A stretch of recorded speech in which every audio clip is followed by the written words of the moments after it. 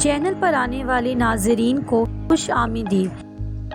Pakistani film و drama industry میں بہت زیادہ بدلاؤ دیکھنے کو ملا ہے۔ اب لوگ ٹپیکل ساس بہو، مظلوم ہیروئن اور ظالم سماج جیسے ڈرامے دیکھنا کچھ زیادہ پسند نہیں کرتے، لہٰذا لوگوں کو انٹرٹین کرنے کے لیے ڈرامہ انڈسٹری نے ہمارے معاشرے میں پائے جانے والے عناصر کو موضوع بنا کر ڈرامے پیش کیے جن کو بے پناہ مقبولیت حاصل ہوئی۔ لہٰذا آج ہم بات کریں گے دور حاضر کے ایک مقبول ڈرامی پری زاد کے بارے میں۔ پری زاد ڈرامہ ہاشم ندیم کے ناول پری زاد پر مبنی ہے، لیکن آج ہم آپ کو ناول اور ڈرامے میں کیا چیزیں اب تک ایک جیسی رہی اور کیا چیزیں مختلف رہی اس کے بارے میں بتائیں گے۔ سب سے پہلے بات کریں گے ڈرامے کی بنیاد کے بارے میں۔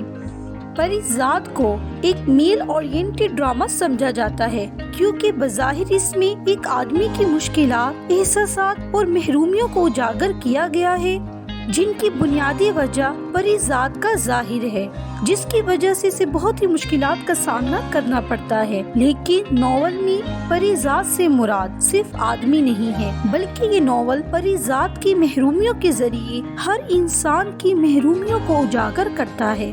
ہاشم ندیم نے اس ناول کی سٹارٹ میں ہی بتا دیا کہ پری زاد سے مراد آپ کے اندر کا عکس ہے۔ ڈرامے میں پری زاد کے ایک بہن اور 2 بھائی دکھائے گئے ہیں، لیکن ناول میں پری زاد کے 9 بہن بھائی تھے۔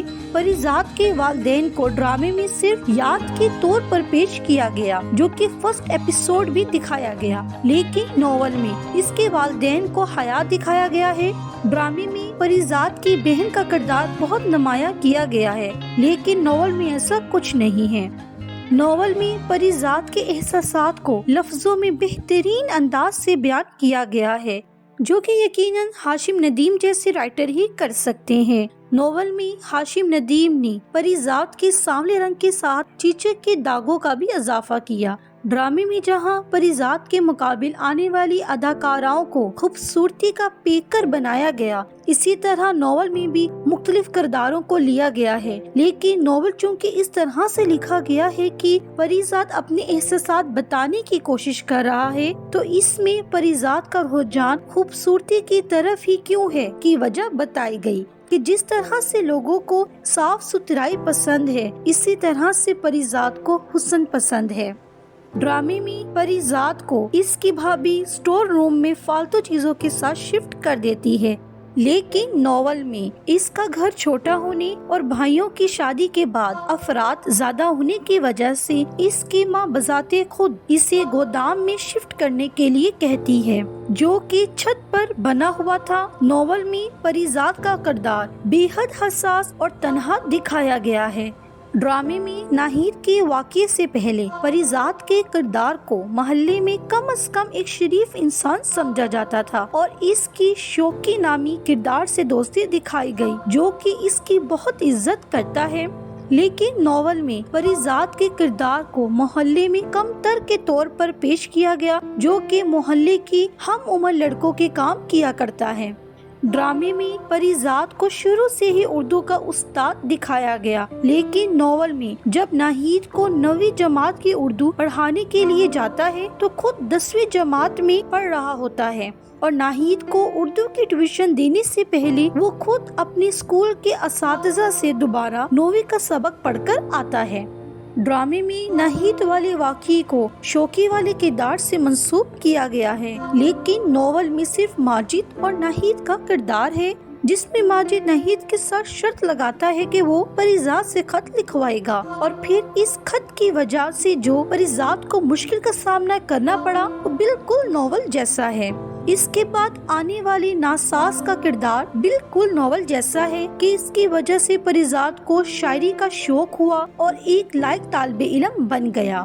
لبنہ کا کردار اور اس کے ساتھ ہونے والی گفتگو ہو بہو ناول جیسی ہے۔ اس کے بعد پری زاد کا پڑھائی کو الوداع کہنا اور گیراج میں کام کرنا سیم ہے۔ लेकिन गिराज पर काम करने के लिए जमानत नॉवल में शौकी देता है। उस्ताद मस्तानी का किरदार नॉवल में शायरी का शौकीन बताया गया है, जो कि परिजात की शायरी का पहले से ही दीवाना है और उस्ताद मस्तानी के जरिए ही परिजात नॉवल में दुबई पहुंच जाता है। लेकिन ड्रामे में सिर्फ कराची तक का ही सफर दिखाया गया है। दुबई जाने के लिए वो पैसे का बंदोबस्त अपनी शायरी लुबना के शोहर सेठ आबिद को बेचकर करता है। लेकिन ड्रामे में परिजात ये काम अपनी बहन का घर बचाने के लिए करता है। दुबई में उस्ताद मस्तानी के शागिर्द रफीक के जरिए बहरोज करीम से मिलता है और इसके जरिए इसकी बीवी लैला सबा का बॉडीगार्ड बन जाता है। लेकिन नॉवल में इससे पहले बहरोज करीम इसे बहुत ज्यादा जिस्मानी अजियत देता है ताकि वो इसका इम्तिहान ले सके कि वो असल में बहरोज करीम के एतमाद के काबिल है भी या नहीं। लेकिन ड्रामे में ऐसा कुछ नहीं दिखाया गया। नॉवल में लैला सबा का किरदार तुर्की की एक औरत पर मुबनी है। बाकी लैला सबा का कत्ल होने तक तमाम वाकयात बिल्कुल एक जैसे हैं। ड्रामे में एक औरत पुलिस ऑफिसर का किरदार दिखाया गया है, लेकिन नॉवल में ऐसा कुछ नहीं है और ना ही बहरोज करीम की खुदकुशी जैसा कोई मंजर है, बल्कि नॉवल में बहरोज करीम को पुलिस गिरफ्तार कर लेती है और वो इतराफे जुर्म करता है और साथ ही परिजात की बेगुनाही की भी तस्दीक करता है, जिसके बाद बहरोज करीम और फिरोज को फांसी दी जाती है और परिजात को बाइज्जत बरी कर दिया जाता है। बहरोज करीम परिजात को अपनी दौलत में से एक बड़ा हिस्सा देकर जाता है, जैसा कि ड्रामे में भी दिखाया गया है, जिसके बाद परिजात के सारे खानदान के दिन फिर जाते हैं। नॉवल में सेठ इब्राहिम का किरदार भी दिया गया है, जो कि एक भारतीय माफिया है, लेकिन अभी तक ड्रामे में ये किरदार नहीं दिखाया गया। ड्रामे में बबली के किरदार पर मबनी 2-3 एपिसोड्स दिखाए गए हैं, लेकिन नॉवल में हाशिम नदीम ने ऐसा कोई किरदार नहीं लिखा। रफीक के कहने पर परिजात नॉवल में दुबई से कराची मुंतकिल हो जाता है। कराची एयरपोर्ट पर परिजात का शानदार इस्तकबाल किया जाता है, जिसकी मंजरकशी नॉवल में बेहतरीन अंदाज से की गई है। नॉवल में परिजात उस्ताद मस्तानी को गिराज खरीद कर देता है और लुबना के किरदार की वापसी होती है, जिसके मंजर हूबहू ड्रामे जैसे हैं और वो इसके लिए एक फिल्म बनाता है। इस फिल्म बनाने के दौरान ही इसकी मुलाकात बजाते प्रोड्यूसर अपने पुराने दोस्त नासाज से होती है, जो कि फेफड़ों के कैंसर में मुब्तला है और जिसका इलाज नामुमकिन होता है। इसी दौरान एक नया किरदार एनी नॉवल में आता है, जो कि रेडियो आरजे है और इसकी थोड़ी सी झलक ड्रामे में भी दिखाई गई है। एनी परिजात की शायरी की दीवानी होती है। परिजात जब वापस अपने कॉलेज जाता है तो इसे पहली बार देखता है। एनी मुजस्मा साजी भी जानती है और परिजात से इसका मुजस्मा बनाने की ख्वाहिश जाहिर करती है, जिस पर परिजात इससे खफा हो जाता है। इसे लगता है कि वो इसका मजाक उड़ा रही है, लेकिन बाद में पता चलता है कि एनी देख नहीं सकती, जिसके बाद परिजात एनी को पसंद करने लग जाता है।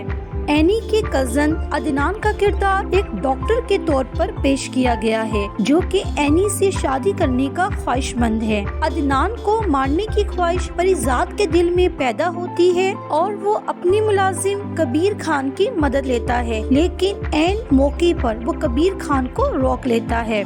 अदनान एनी की बेनाई वापस लाने के लिए इसका ऑपरेशन करवाना चाहता है। ये सुनकर परिजात अपनी प्लास्टिक सर्जरी के लिए सर तोड़ कोशिशें करता है। पाइनहेल नामी प्लास्टिक सर्जन इसका ऑपरेशन करने के लिए तैयार हो भी जाता है। एनी और परिजात के ऑपरेशन की तारीख एक ही होती है और एनी की ख्वाहिश होती है कि वो सबसे पहले परिजात को देखे। परिजात ने चूंकि एनी को अपनी ऑपरेशन का नहीं बताया होता तो वो इसके साथ नहीं जाता। परिजात बाद में पाइनहिल को ये कहकर मना कर देता है कि प्लास्टिक सर्जरी से चेहरे तो बदले जा सकते हैं, लेकिन तकदीर नहीं। परिजात अपनी तमाम दौलत अपने रिश्तेदारों और मुलाजमों में तकसीम कर देता है और दिल बर्दाश्ता होकर फकीरी इख्तियार कर लेता है और सब कुछ छोड़ छाड़ कर दूर चला जाता है। लोग परिजात के पास दुआ करवाने के लिए आते हैं। नॉवल में इस सारे मंजर को कदरे लंबा बयान किया गया है। अब आते हैं आखिरी मंजर की तरफ। एनी परिजात उर्फ साईं के पास दुआ के लिए आती है कि परिजात इसे एक बार मिल जाए। वो परिजात को तो नहीं पहचान पाती, लेकिन परिजात इसको देखकर घबरा जाता है और वहाँ से जाने की कोशिश करता है। एनी का हाथ गलती से परिजात के चेहरे पर पड़ता है और वो छू कर जान जाती है कि यही परिजात है, क्योंकि एनी ने छू कर ही परिजात का मुजस्समा बनाया होता है। और नाज़रीन, यहाँ एक जज्बाती मंजर है जिसका इख्तिताम परिजात की मौत पर होता है। परिजात की मौत तबई तौर पर होती है। ये थी मुकम्मल कहानी नॉवल के मुताबिक। अब देखते हैं कि ड्रामे का एंड ऐसा ही होगा या फिर नॉवल से दूर हैप्पी एंडिंग। उम्मीद है आपको ये वीडियो पसंद आई होगी। मज़ीद ऐसी दिलचस्प वीडियोस के लिए हमारे चैनल को सब्सक्राइब करें और घंटी के आइकॉन को प्रेस करें ताकि हर आने वाली वीडियो की अपडेट आपको बर वक्त मिल सके। अल्लाह आपका हामी नासिर हो। शुक्रिया।